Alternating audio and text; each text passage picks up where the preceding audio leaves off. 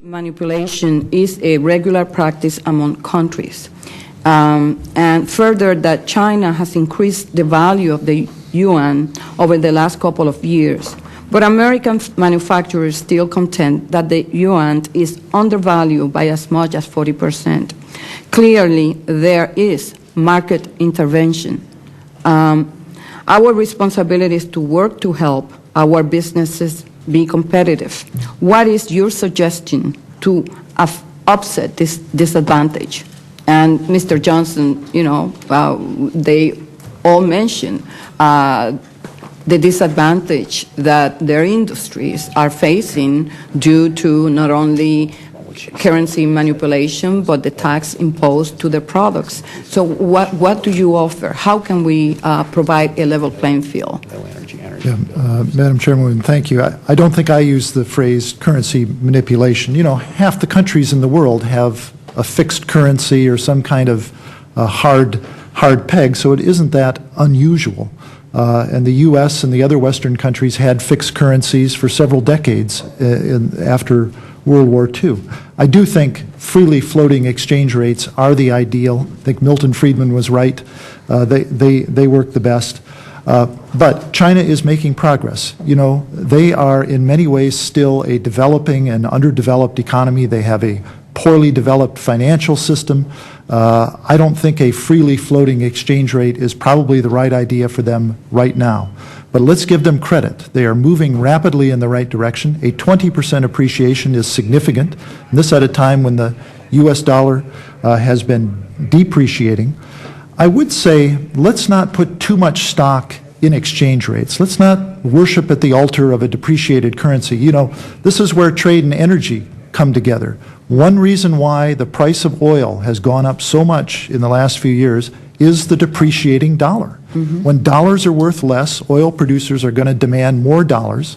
This feeds through to the cost. Over half of what we import to the United States are imported by businesses. They're raw materials, wood, energy, they're intermediate products, parts that go in, they're capital equipment, and small businesses are importing those things. So a depreciated currency that we have, our U.S. currency has depreciated significantly, that is a two-edged sword. It helps us export, but it's also feeding into raising the costs that these gentlemen's industries are paying. So I don't think that we can wave a billy club over China's head and tell them they need to appreciate their currency another 20%. It is not going to make a dramatic difference. Our exports to China are booming despite their currency policies.